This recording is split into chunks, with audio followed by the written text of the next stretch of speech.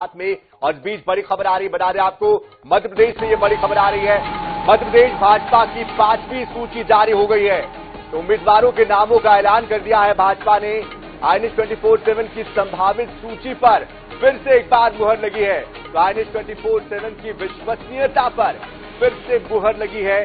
मध्य प्रदेश भाजपा की 5वीं सूची जारी हुई है और इस सूची के जारी होने से पहले ही INS 24/7 ने उन नामों को बता दिया था कि कौन से वो संभावित नाम हैं जो कि सूची में शामिल हो सकते हैं। फिर से एक बार INS 24/7 अपनी विश्वसनीयता में सफल हुआ है, अपने भरोसे पर खरा उतरा है और इस सूची पर मुहर लगी है। 5वीं सूची में 92 प्रत्याशियों के नाम शामिल किए गए हैं। तो 5वीं सूची में 92 प्रत्याशियों के नाम शामिल किए गए हैं और इसके पहले ही INH ने ये बता दिया था कि कौन से वो नाम हैं जो कि इस सूची में शामिल होंगे। इसके पहले भी लगातार INH ने जितने भी संभावित नाम बताए थे उन पर मुहर लगी थी। ऐसे में 5वीं सूची पर भी ये मुहर लगी है।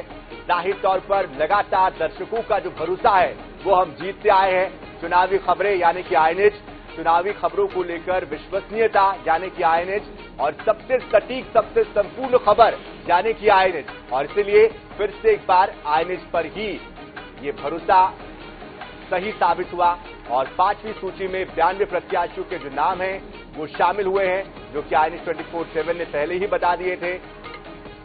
तो फिर से एक बार INH का जो पताका है वो फहरा रहे हैं हम सूचना के क्षेत्र में, खबरों के क्षेत्र में कि हम सबसे सटीक और सबसे जिम्मेदारी के साथ खबरें दिखाते हैं और हमारी जो सटीकता है उसका अंदाजा आप इसी बात से लगा सकते हैं कि लगातार ये 5वीं जो सूची आई है इस पर भी मुहर लगी है और फिर से एक बार हमने ये साबित कर दिया है कि हमारी जो खबरें होती है वो पुख्ता होती है, सटीक होती है, खरी होती है।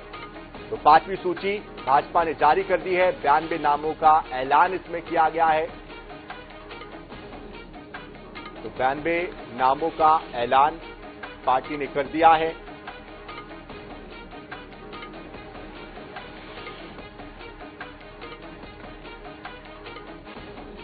तो लगातार INH चुनावी खबरों के लिए जाना जाता रहा है। फिर से एक बार INH अपनी विश्वसनीयता को कायम रखने में कामयाब रहा है। फिर से एक बार ये जो सूची जारी हुई है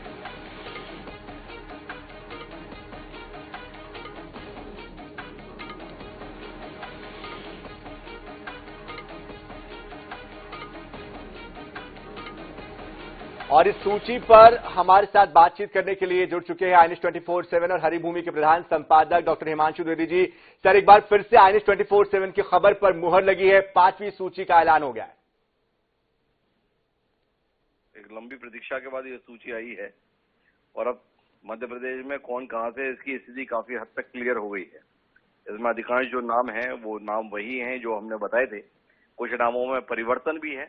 तो हमने पहले ही कल ये स्पष्ट किया था कि प्रस्तावित सूची है और प्रस्तावित सूची में अंतिम सूची क्या तैयार होगी उस पर इंतजार रहेगा। पर कई चौंकाने वाले नाम जैसे हमने बताए थे, हमने महेंद्र सिसोदिया टिकट पाने में सफल रहेंगे ये बात का दावा किया था।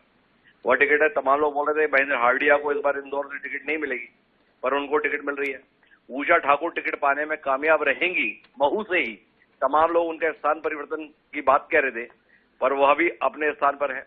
नरेंद्र कुशवाहा को टिकट मिलेगी, वर्तमान विधायक को टिकट नहीं मिलेगी जो संजीत कुशवाहा है। नरेंद्र कुशवाहा को टिकट मिलेगी भिंड से, एक बार फिर सामने है। OPS भदौरिया टिकट पाने में सफल नहीं रहेंगे, उस खबर के संदर्भ में भी सामने सामने पुष्टि हो रही है।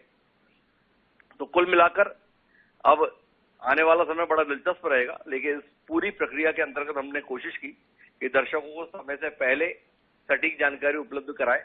जब जब हमने जो बात कही वक्त के साथ वो बातें सही निकली हैं। तो कुल मिलाकर ये स्थिति रही है सनी जी। बिल्कुल, ये जो सूची आई है इसको आप कैसे देखते हैं, कितनी बैलेंस है और कितनी चुनौतियां संगठन और पार्टी के लिए ये सूची साबित हो सकती है? देखिए, कुल मिलाकर पार्टी ने जीतने की वाली सीटों को ध्यान में रखते हुए ही काम किया है। पार्टी ने कई बड़े अंतर से पिछला चुनाव जो आ रहे हैं उनको टिकट दी है, तो वहीं जो वर्तमान में विधायक है उनकी टिकट काटने में भी संकोच नहीं किया है।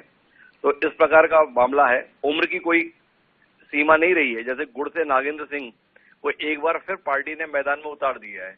नागेंद्र सिंह ने फिर से मैदान में उतरने की इच्छा जताई थी, पर उम्र का क्राइटेरिया हो तो उन्होंने प्रणव सिंह का नाम प्रस्तावित किया, तो पार्टी ने उनकी 80 साल की उम्र होते हुए भी मैदान में उतारने का फैसला किया है। तो इस प्रकार से ये चीज दिखाई देती है। गौद से भी नागेंद्र सिंह है और गुड़ से भी नागेंद्र सिंह है, दोनों ही उम्रदराज नेता है, पर पार्टी उन्हें उतारने में भी संकोच नहीं कर रही है। अभिलाष पांडे जो एक समय पर महापौर पद के लिए बड़े प्रत्याशी थे, भारतीय जनता युवा मोर्चा के अध्यक्ष रहे, उनको जबलपुर मध्य से पार्टी ने मौका दिया है। शरद जैन की दावेदारी को खारिज किया है। सीता शरण शर्मा जो विधानसभा अध्यक्ष रहे हैं और उनके भाई को गिरिजा शरण शर्मा को कांग्रेस ने मैदान में उतार दिया, तो लगा कि शायद सीता शरण की दावेदारी कमजोर पड़े, पर भाई की उम्मीदवारी के बावजूद भी सीता शरण शर्मा को ही पार्टी ने मैदान में उतारने का फैसला किया है। तो कुल मिलाकर इसमें अनुभव भी है, इसमें वरिष्ठता भी है और इसमें युवा चेहरे भी हैं। गौरीशंकर बिसेन को विश्राम दे दिया, उनकी इच्छानुसार मौसम बिसेन को मैदान में उतार दिया है। तो कुल मिलाकर इस प्रकार की स्थितियां हैं। बिल्कुल, इसमें महिलाओं की कितनी भागीदारी है, महिलाओं को कितना मौका मिला है, कितने नए और युवा चेहरों को पार्टी ने विश्वास उन पर जताया है? देखिए, अब इसकी तो एक विस्तार से समीक्षा करनी पड़ेगी। एक लंबी सूची है, पर महिलाओं के संदर्भ में जहां तक बात है, महिलाओं को मौका मिला है, पर उस अनुपात में नहीं मिला है जिस अनुपात में आरक्षण की बात संसद में कही गई थी। 33% आरक्षण है। 33% के आधार पर अगर हम बात करें तो 230 में से तकरीबन 75 सीटें महिलाओं के हिस्से में आनी चाहिए थी, पर कोई भी पार्टी 25 के आंकड़े को भी स्पर्श नहीं कर रही है। तो कुल मिला के महिलाओं के लिए अभी मंजिल काफी दूर है। जो संसद में बिल पास हुआ है वो आरक्षण ही शायद महिलाओं को उनका वाजिब हक दिला पाएगा। उससे पहले महिलाओं के स्थान के संदर्भ में दावे तो होंगे, पर कोई भी राजनीतिक दल उस अनुरूप व्यवहार करता हुआ तो दिखाई नहीं देता है।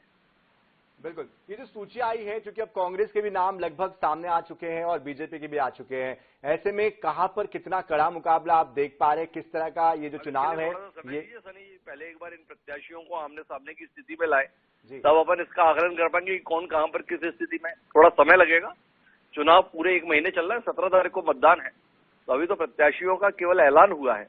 अब कौन कहां पर कितना इस नाम को स्वीकार करता है। कांग्रेस में सूची आए हुए 48 घंटे हुए, आग लगी हुई है तमाम जगहों पर।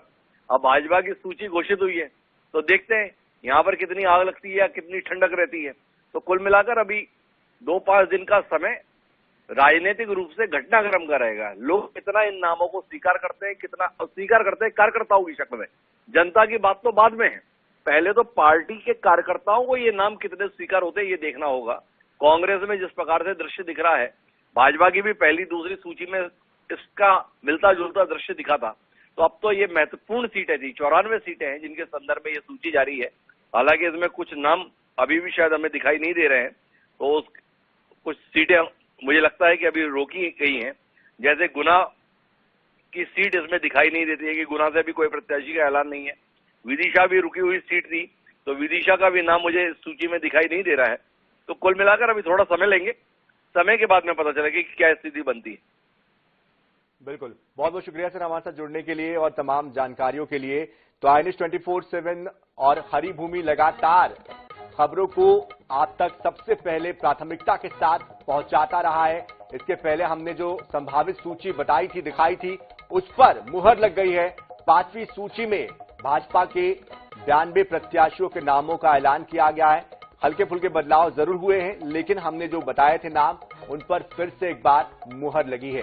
तो जिस तरह से अभी प्रधान संपादक डॉक्टर हिमांशु द्विवेदी जी भी बता रहे थे कि ये जो सूची है ये लगभग अब सामने आ चुकी है, और हमारे साथ इस खबर पर हमारे मध्य प्रदेश के विशेष संवाददाता अनुराग मालवीय भी जुड़ चुके हैं। अनुराग, आखिरकार लंबे इंतजार के बाद 5वीं सूची भी सामने आ चुकी है,